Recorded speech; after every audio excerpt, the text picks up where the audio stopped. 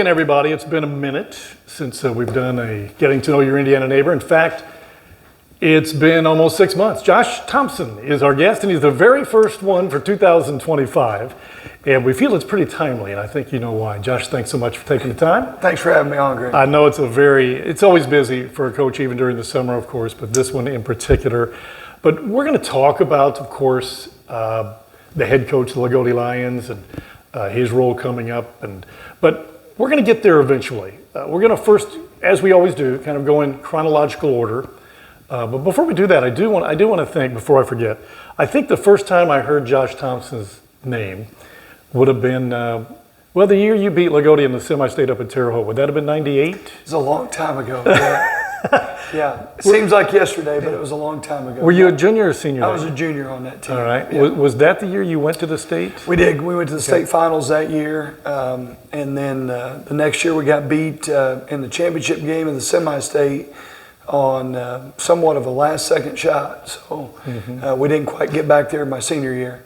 But, we played Lagodi at the Holman Center. Yeah, I remember that well. Yeah, it just kept going downhill, and it did not end up well for the Lagodi Lions. But, yeah, so you went back-to-back to the state finals. I think 98 was the year also, was it not, that the girls won the state finals from Bloomfield? We had a really good girls team, and that group of young ladies, a lot of those girls I'm still friends with, and it's fun watching, people that you grow up with on Facebook. Yeah. That's one of the great things about social media. Seeing them have kids and their kids have success, and some of them have gotten into coaching and some of them in education, and it's just been neat to follow that group. But they were expected to win that year. And so I think it's one of the hardest things to do in sports is to do what you're expected to do. And they were ranked number one from the beginning of the year and then all the way through the state championship game. I can remember going to Market Square Arena and watching that game. And they beat Morgan Township, which is up by Chicago. And I think they won by 25 to 30 points. It was never a game. Right.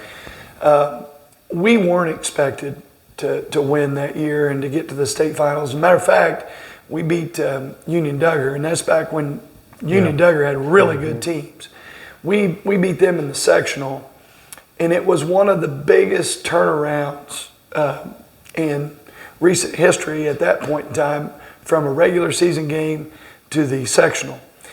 I think they had beaten us by 17 or 18 during the season, and we beat them by like 20 plus in the sectional. So we weren't expected to even get out of the sectional that year, and we made a run all the way to the state finals.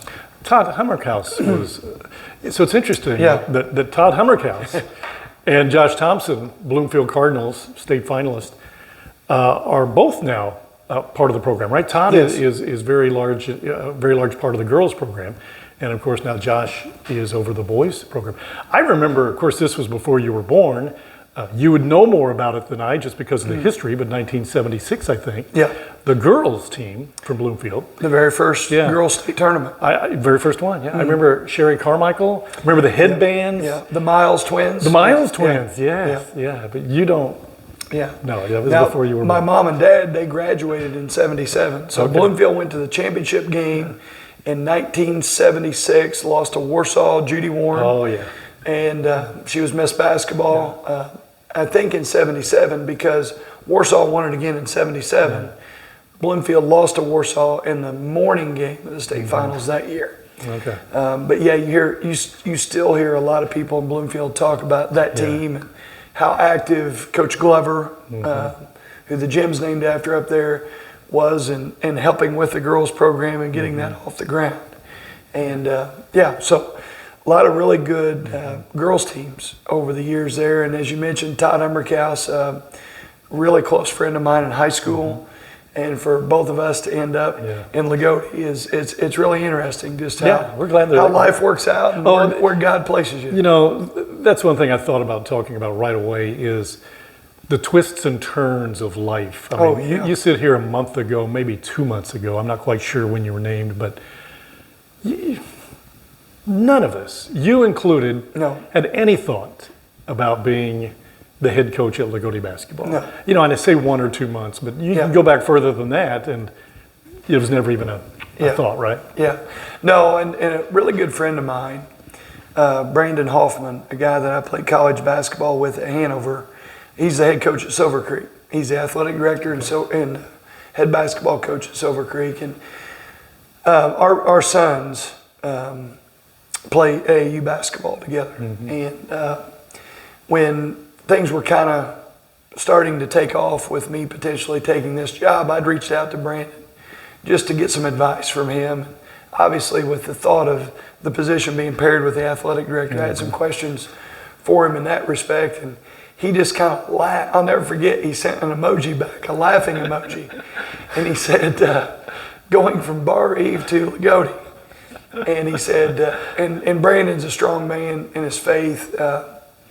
And he said, you know, if you want to make God laugh, just tell him what your plans are. Yeah. And, you know, it like you said, it's not something that I expected. Right. It's not something that my wife expected. Yeah. It just happened. And really, you know, here early in June, things are going really well, and we're glad that they happened the way they happened. Yeah. And I know that there may be people watching this who may not know exactly the reasons. We won't go into that, except I think just, isn't it simplified, professional move for you and your family, what's best for you and your family professionally? Yeah, I think that's the easiest way to say I it. mean, you know, there's times where I think in life, again, you know, you want to make God laugh, tell him your plans, but I think there are just certain seasons that we're in, and I think from a basketball standpoint, it wouldn't have mattered where I was at coming into this job.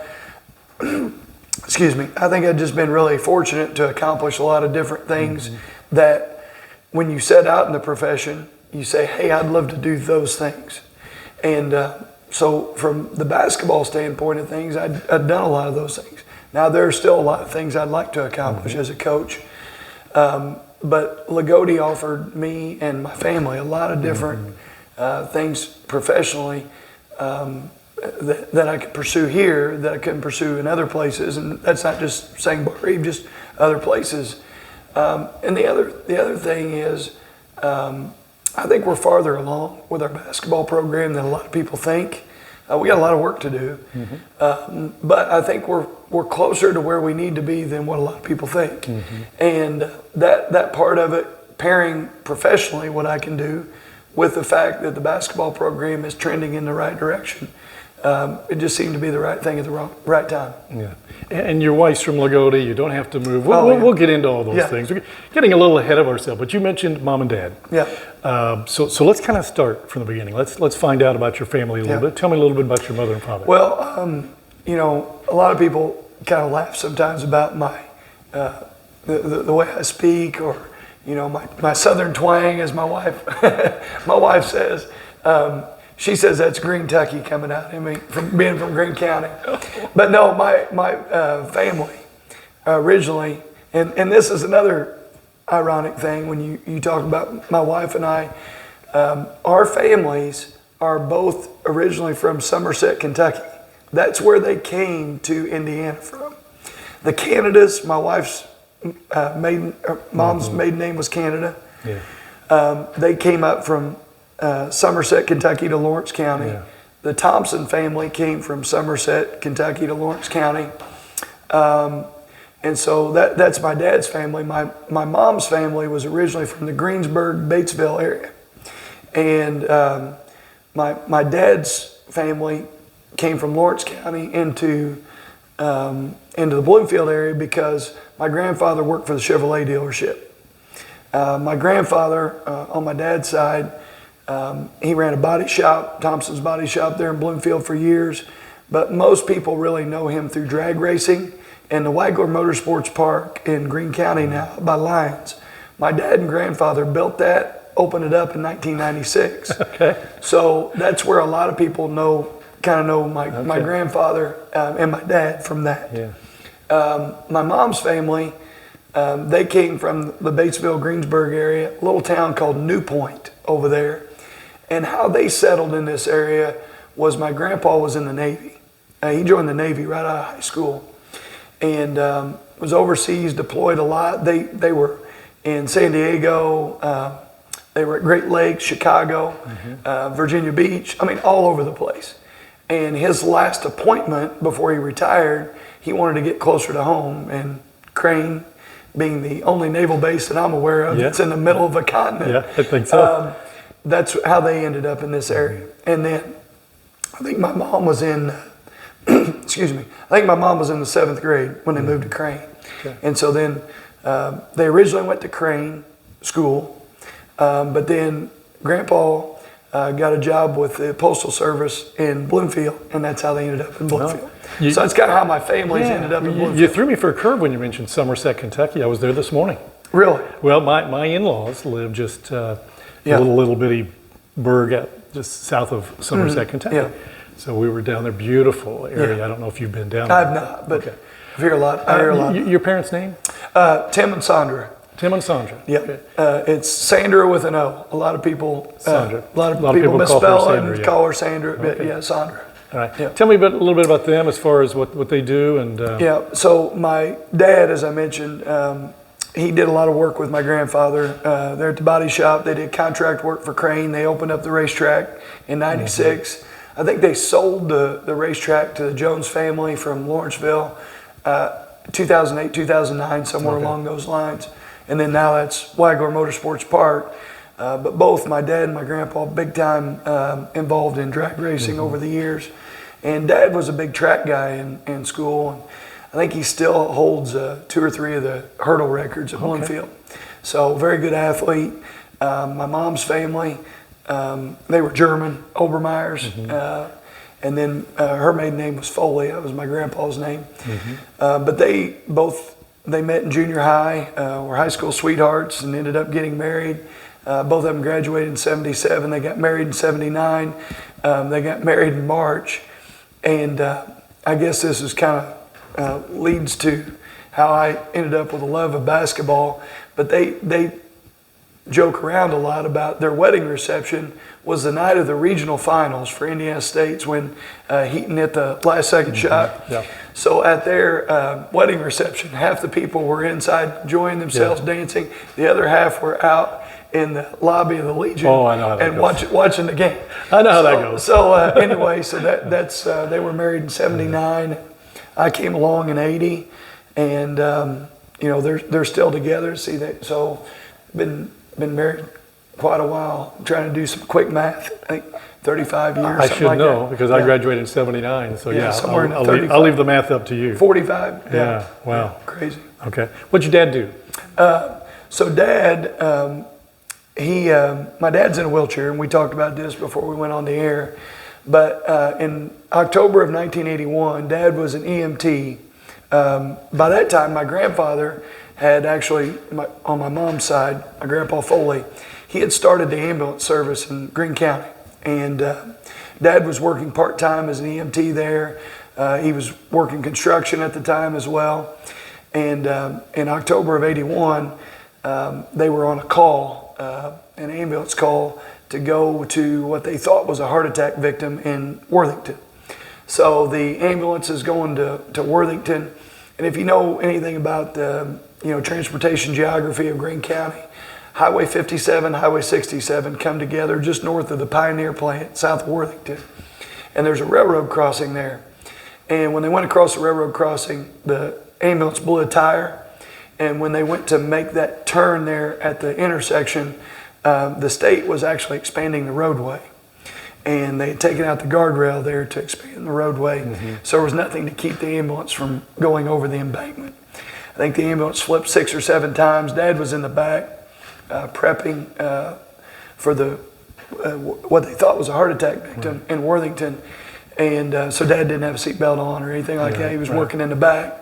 When the ambulance flipped, the top came off, the old top-heavy ambulances. The roof came off of it. Dad was ejected from the back.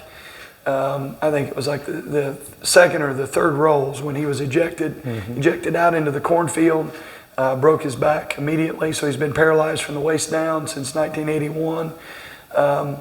But obviously had a tough go of it. Numerous surgeries at Methodist Hospital back when it was Methodist. in Indianapolis. And so, not only did he recover from that, helped my grandfather with, opening up and running a couple successful businesses. So he's done really well for himself, but he does a lot of woodworking on the side. That's what he does now in retirement. Spends a lot of time out in his shop doing woodworking. He's got lathes where he makes bowls and different things like that. So he stays busy. Yeah. But the fact that, he persevered through that, I think is pretty telling about, the type of person he is.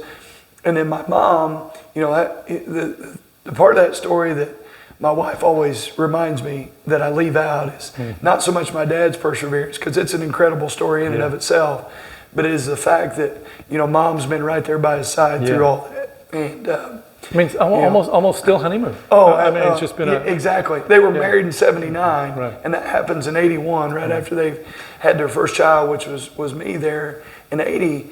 So that wasn't easy for them to go through, but they've been really good role models for me. Excuse me, for me growing up. Mom, she worked at the Greene County Jail. She was. Did a lot of their book work and stuff like that at the jail. And then I think it was, I can't remember the exact year. I do remember I was in the 8th grade, that Mom then became the clerk treasurer of the town of Bloomfield. So she worked at the town hall, and she still hasn't retired. She's talking about retirement now, but she's been the clerk treasurer in Bloomfield all those years. I call her the mayor, but she's done that. She's done a great job. And a lot of people know her there in town, and if they've got complaints, they call her. If things are going wrong in town. Did you include them whenever you were in some form or fashion? I'm sure you did, but when you were considering the Lagodi job? Yeah, it's funny you say that, because when I was at Bar Eve, I taught careers class, and I would have the kids in careers, and we would talk about decision making, and we talk about different types of decision making. And one of the things I talk to the kids about is that some people always seek the approval of their parents, no matter what age they are. Right. And I said, but here's the thing. I said, if you have a strong family at a certain level, you will always want to go back and confer with your parents. They're not going to make your decisions for you. They can't always make your decisions. But I think if you have a lot of respect for your parents, you seek their advice. And so, I reached out to them, and I can remember, sitting in Dad's wood shop, talking to him a little bit about this. And he said, listen, he said, you've had some other options of different things you might have been able to do here over the years. And he said, you kind of passed up on those opportunities. And he said, I think this might be a good one for you. And I think the fact that, I was here before, my wife's from here, I think that played into it a little bit. But I did talk to them about it, and they were very supportive, and they've been very supportive since we made the decision. Siblings? I've got 2 siblings, and I always tell people they ruined my run as an only child. I was an only child till 9 years old, and then I had a brother and sister that came along, and they're almost 10 years younger than me. So they're in their early 30s. I'm 44. They're 34. But they came along. Are they twins? Yeah, they're twins. Oh. And it's a crazy story about that. And I'll try to summarize it pretty quick. But Mom and Dad had no idea they were having twins. I mean, this is 1990. And, we did have the ultrasounds and stuff like that. But medical technology is not like it is now, where you can see somebody's face before they're born. But anyway, Mom went in to have both of them, and when she went in, she tried to deliver naturally and couldn't. So they decided right there they got to do C-section. So the nurse swore up and down when Mom went in that she heard 2 heartbeats. The doctor said, no, it's just one large baby. And she said, no, I've been doing this a long time, Doc. It's 2 babies, and come to find out it was. But when they did the last ultrasound to see where the baby was at, where it was moving, my sister was still blocking my brother. And they still couldn't see my brother right there in the hospital the night that she had him. And so they asked Mom and Dad, who hadn't asked to know the sex of the child yet, said, you want to know, you're getting ready to? They said, yeah. They said, you're going to have a girl. So they went into the delivery room, did the C-section, brought my sister out first, and the doctor turned back around, and my dad was up next to my mom, and he said, "Oh my." Well, Dad thought something was wrong. Yeah. He said, "What's going on?" And the doctor said, "You have another baby." And so they had no idea that my brother and sister were twins. Yeah. So yeah, that came as quite a surprise. So see, I knew you'd find some things out about Josh Thompson you didn't know. Some of you did, of course, but that's crazy. Yeah, the reaction, I can't even imagine. When you talk about dealing with adversity. From you too. Yeah, yeah. But when you talk about dealing with adversity, you know, you have to do that. And that's the thing I always tell people about my mom and dad is they are my role models. You know, when things get difficult, they get tough in any marriage, you know, it's always nice to have people that you can look to, you know, that are definitely a guide for you. Yeah. So strong family, obviously growing up Bloomfield, Indiana. Yeah. 10 years old, I can imagine you're riding the bike, going to the pool like a lot of people. A terrific childhood, is that fair to say? It was darn near perfect. Yeah. Darn near perfect. Yeah, it was good. Yeah. You know, and the other thing I'll say, you know, I talked about my grandparents a little bit. I guess that's one of the reasons why I wanted to go into teaching and coaching.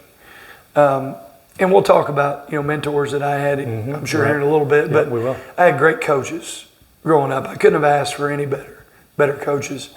But also with the solid family that I had, I know there are a lot of kids out there, and I've coached a lot of kids that come from rough situations. And I thought if there's a way that as a teacher or a coach that I can provide, you know, a kid with a mentor there, somebody that they can come to, they can talk to when things aren't going well, that can maybe provide them with opportunities to go do things that I got a chance to do as a kid. If there's a way for me to do that, I want to do that. And I thought, what better way than teaching and coaching? You know, I can remember sitting in my grandpa Thompson's living room with him watching IU basketball games. I can remember going over to my grandpa Foley's house, and do you remember when college basketball had Big Monday and Super Tuesday and all that kind of, if I wasn't practicing late, Grandpa would call me and he'd be like, "Hey, Duke's playing tonight," or "Somebody's, why don't you come over?" And he'd have the Fritos and the dip there, and we'd watch the game together. Isn't that amazing? And so I loved to watch that. And then went to Grandpa Foley, my mom's dad. He took me to a lot of high school basketball games. And, you know, back when I was younger, that's when Bloomfield had great teams, but that was when WRV first consolidated.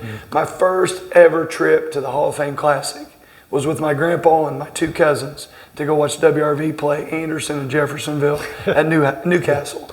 Greene County tournament, going to the classics, the Thanksgiving classics, the Christmas classics that they had at WRV, just going to watch high school basketball. And even though Grandpa wasn't a coach, Grandpa, Joe Hart, you know, a lot of people don't know that Joe Hart lived in Bloomfield. Joey Hart should have been a Cardinal. Should have been a Cardinal. No, Joey grew up, he lived in Bloomfield, and Joe drove back and forth to Duggar, and that's how Joey was at Duggar, and I've known Joey for a long time, but Grandpa and Joe were good friends. So, you know, even from the time I was a little kid, I was always around basketball, always around coaches, and always really respected those guys. 10, 12 years old, athletics must have been the center point of your life, but was there anything that you already wanted to do? Maybe let's say 12 to 14, because 10 years old, I know how that goes. But did you have an ambition as to what you wanted to do at 12, 14 years old? I know that might sound crazy to a lot of people, but I always wanted to coach. I mean, I don't know what it was. I don't know if it was the movie Hoosiers and seeing Gene Hackman, but and obviously, like I said, the positive role models I had as a coach, like I wanted to be those type, you know, of people. And so that would, to me, was really something I really enjoyed. You know, when my cousins would come over when I was little, I can remember playing school with them when I was real little. I can even remember on the playground, like I would play, and I loved playing basketball, but then there were times where like you'd be out of the rotation, and I'd be like getting guys together and like talking about how we could beat the other team. Let's run some laps, boys. Yeah, Did you get it? You know, but I just always did those types of things. Even when I was younger, a really good friend of mine, Ryan Arford, who works at Crane but has a photography business, and Ryan always puts together our preseason posters. He started doing that whenever I was at Wood Memorial with me, and Ryan and I, we would organize like 3-on-3 tournaments and stuff like that. So I've always been involved with doing things like that. And so where I'm at today, I'm sure is really not a surprise to a lot of people I went to school with. So you said you wanted to coach. Yeah. Did you have ambitions of being a college coach, NBA coach, high school coach? Well, right there in Bloomfield. What I mean, I think a lot of times you, especially when you get into upper high school, into college, you kind of start thinking, man, I'd really like to coach at that place. Yeah. You know, and there was probably a part of me at times that wanted to coach at Bloomfield.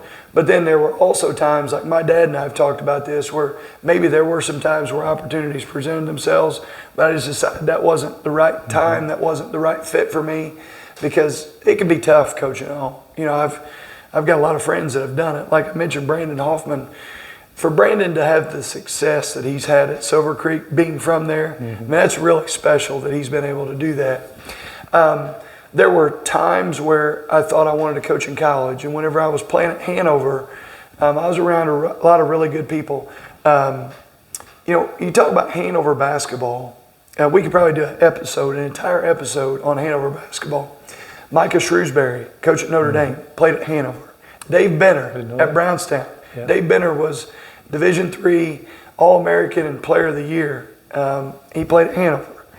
The guys that are at Hanover right now, Coach Miller, the head coach, he was the assistant coach when I was there. Toby Kerrigan, who coached me as a JV player when I was a freshman at Hanover, Toby is now the head coach at Mount St. Joe. And Toby and I had a lot of conversations my freshman year at Hanover. And Toby's dad was a high school coach. And at that time, I thought maybe I wanted to be a college coach, college assistant. And Toby and I had some conversations. He said, what are your aspirations? What are you thinking about you want to do? And I can remember he asked me, he said, how important is having a family to you early? I said, well, it's not. That's a good question. It's not incredibly important, but it's not an option I want to take off the table.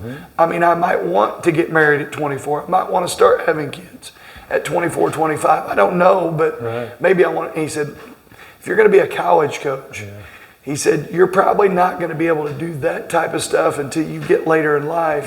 And I think that might have been when I made the decision that I think I want to be a high school coach for sure.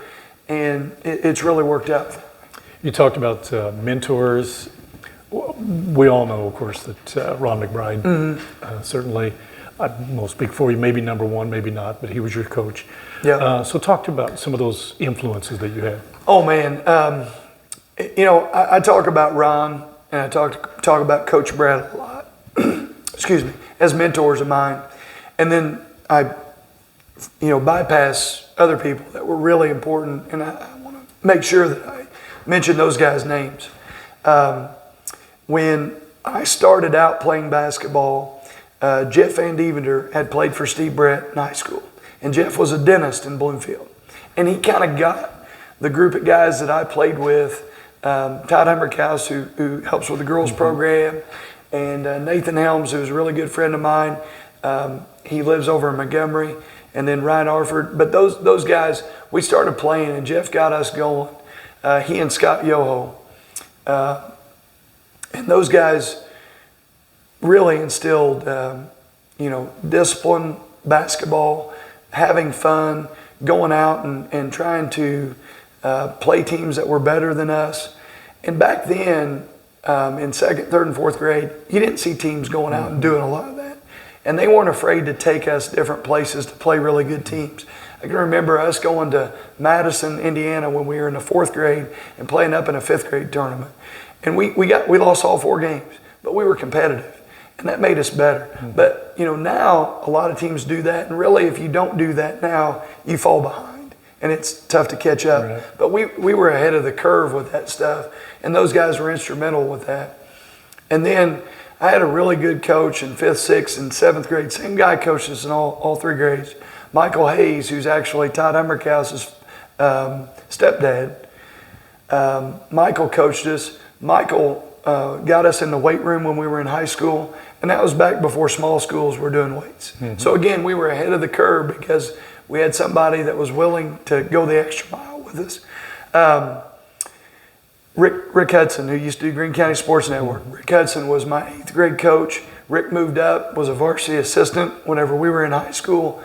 And so I look back on how fortunate I was as a young player to play for guys like that were so selfless, that did so much with us.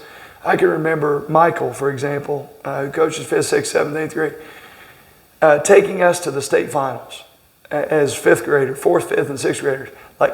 And he did it with like 3 or 4 dads as chaperones. Like nowadays, you wouldn't even think about taking that many kids to the RCA Dome. But he did it because, you know, they wanted us to see what high-level basketball was like, and so that, you know, that might implant the dream in some guys. And it definitely did. And it caused it was a spark that caused a fire with the guys that I played with in high school.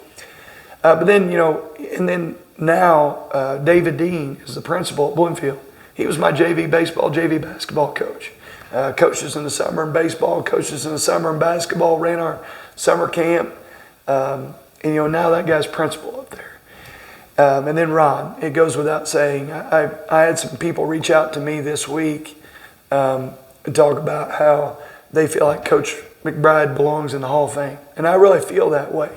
And some people feel like you have to have X amount of wins to be in the Hall of Fame. And I don't feel like that. I feel like the Hall of Fame for coaches and for players is like, what type of legacy, what type of impact did you have on the game? And, you know, he was Coach Brett's assistant from 1979 until 1994. And Coach McBride applied for the job when Coach Brett got it in 79. And so when you look at Coach McBride's career, I mean, he had an unbelievable career from 94 to whenever he hung it up as coach. But you also look at the loyalty that he had for the program to stay from 79 to 94 before he got his chance. Now, he was also the baseball coach.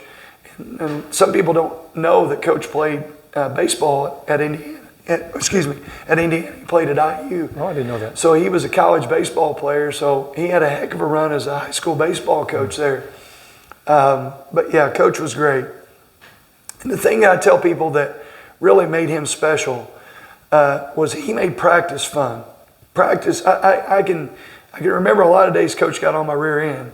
I can remember days where he maybe wasn't happy with our performance, but I can never think of a practice that I didn't enjoy. He allowed us to compete. Sometimes we would make up our own games and be competitive in practice.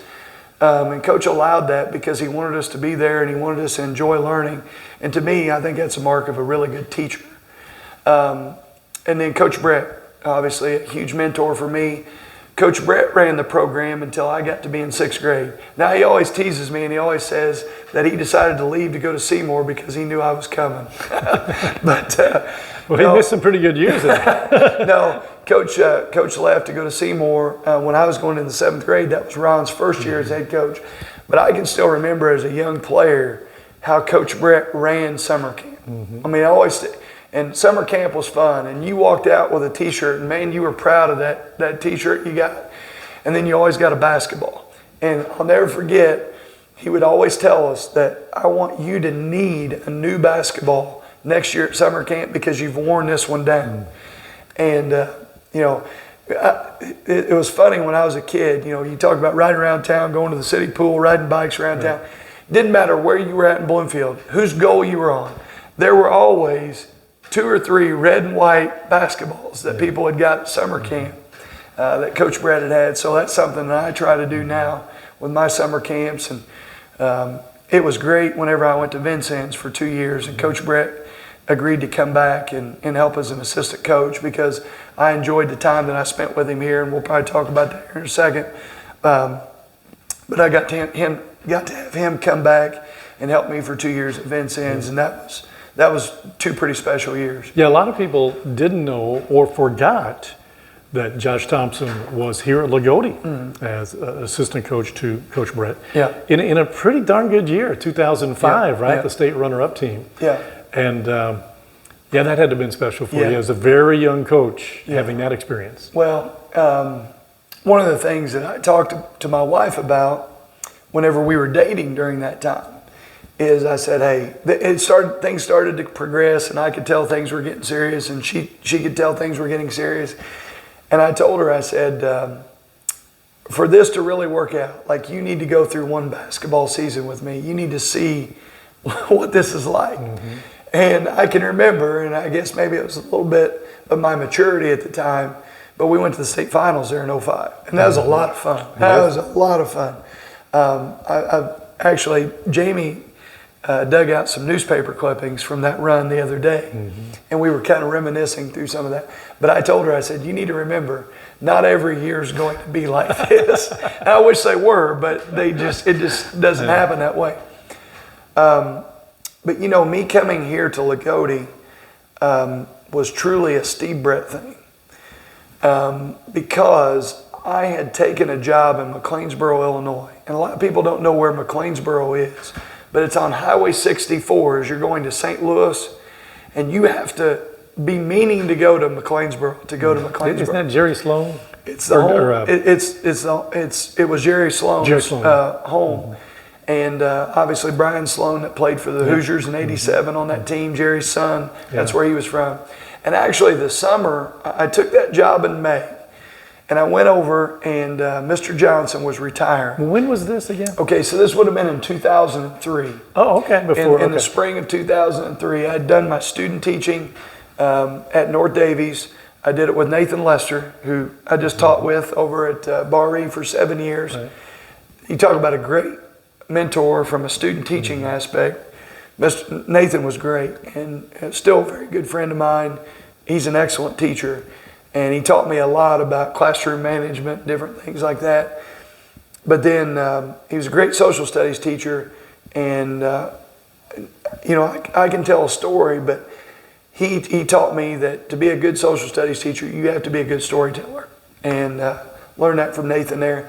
Mike DeCourcy, who's my best friend, Mike was teaching there at the time. Jed Geralds, who had worked at the Greene County Jail with my mom, he was the principal. Brett Dalrymple was there as a basketball coach, assistant principal. Well, I'm sorry, he was the AD and basketball coach. Jeff Doyle was the assistant principal there. Great. So a lot of those guys that are either there at North Davies or at Bar Reed now, I got to know them when I student taught there in '03.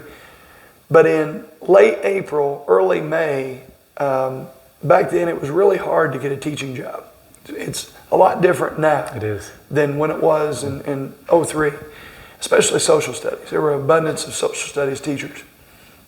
So I applied all over the place. I can remember applying at Winnemac and places up north. And so I was on the USI job bank. And even though I didn't graduate from USI, you could still have access to that. And there was a posting for McLeansboro that they needed a social studies teacher. So in late April of '03, I went over to McLeansboro and interviewed. And before I got back, they had called Mr. Geralds and asked him for a reference on me. And they called me that evening and offered me that job. And so I went over and I actually did some subbing, had an apartment in May there at McLeansboro, because I thought, what better way to get to know the kids, get to know the faculty there, than to start subbing. So I did a little bit of subbing over there in May.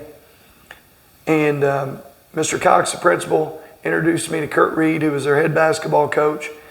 Kurt Reed is a legend over there in Southern Illinois. He won over 700 games, very similar to Coach Butcher here at Lagodi. And I became the JV coach and social studies teacher over there. Helped Coach Reed run camp all summer. We got into July. We were at basketball camp at VU. I was taking a class at Indiana State to finish up my PE license, to be able to get licensed to teach PE. Now you can just go online and take a test. Mm-hmm. At that time, you had to have a minor in PE to teach it.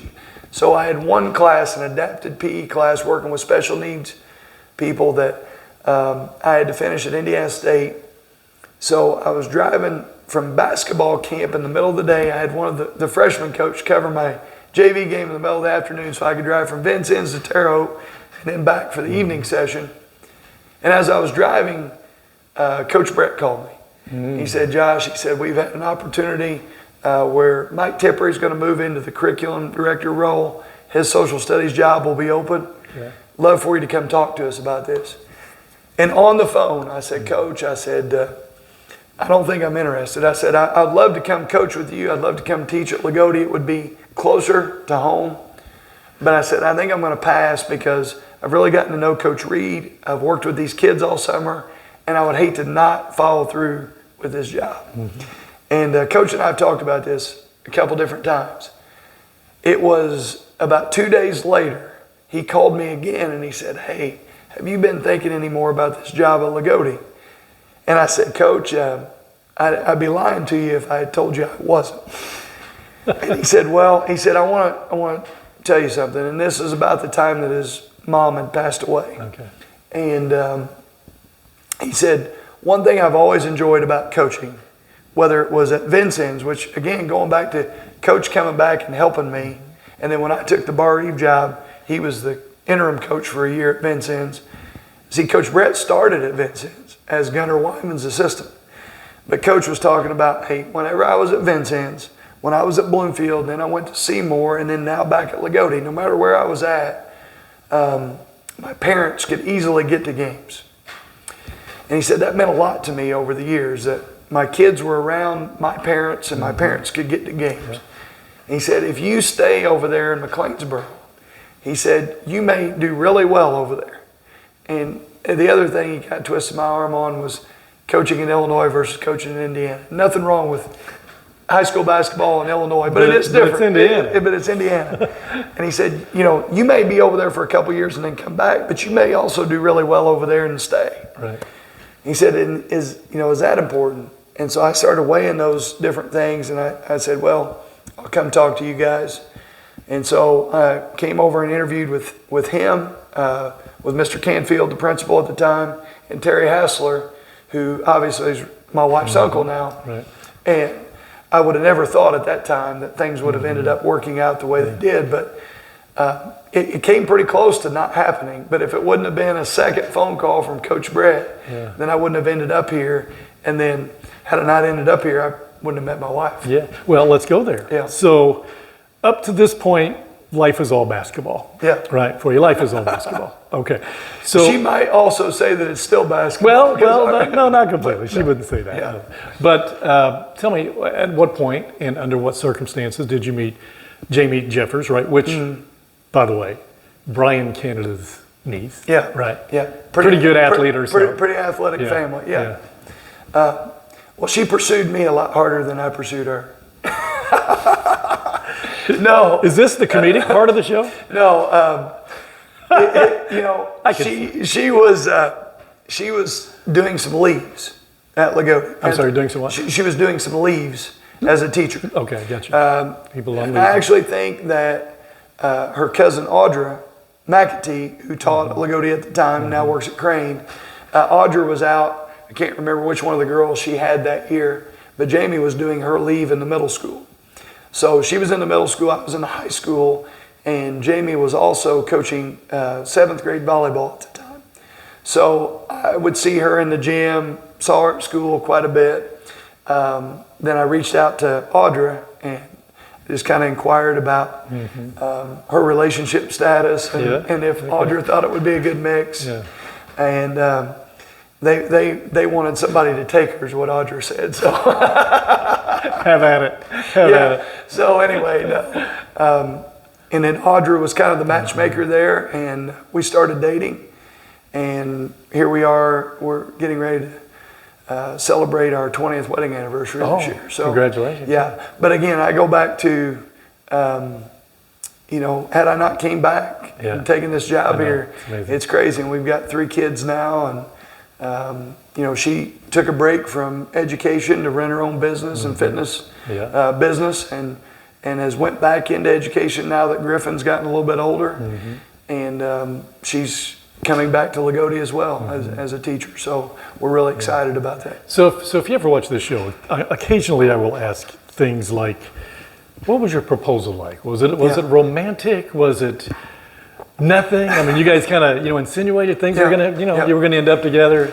Well, again, like I said, we went through that basketball season there in 2005, and we talked, and she's like, I think I'm in this for the long haul. And I could tell the way that things were progressing. But our first date, we went to the Mill House in Jasper. Yeah. And so her birthday is on November 20th. All right. And so I decided, as romantic as I can be, I decided that I was going to take her out for her birthday, and I knew she liked the Mill House. Okay. It's a good start. Now, Greg, I like to eat. I love to eat. Nothing wrong with that. And so she'll tell you that that's probably the least she's ever seen me eat was on our first date. I don't know. A little nervous. Nerves, but then also we had really good discussion. Yeah. And that, I tell people that all the time. Like, if you're out on your first date and you can't really come up with something to talk about, it's probably not going to work out real well. And, so there were some nerves, but then we didn't really touch our food that night. Mm-hmm. But we went back a couple times, and I knew she liked the restaurant, so I think I'm going to take her out for her birthday, and I'm also going to propose. And so I didn't do a lot of eating that night either. But then I asked the people at the Mill House if they could leave that third booth open for us, which was the same booth that we had in our first day. Again, as romantic as I can get. I'm not very romantic, but I tried to do my best. And so then I proposed to her there at the Mill House, and she said yes. Did she catch that part that you had the same booth? I think she did, because if memory serves me right, she made a comment about that when we sat down. That's good. She goes, "You do realize, something along those lines." Yeah. So that was good. So from the first date to the proposal, how long are we talking? It was probably about a year. A year. So. All right.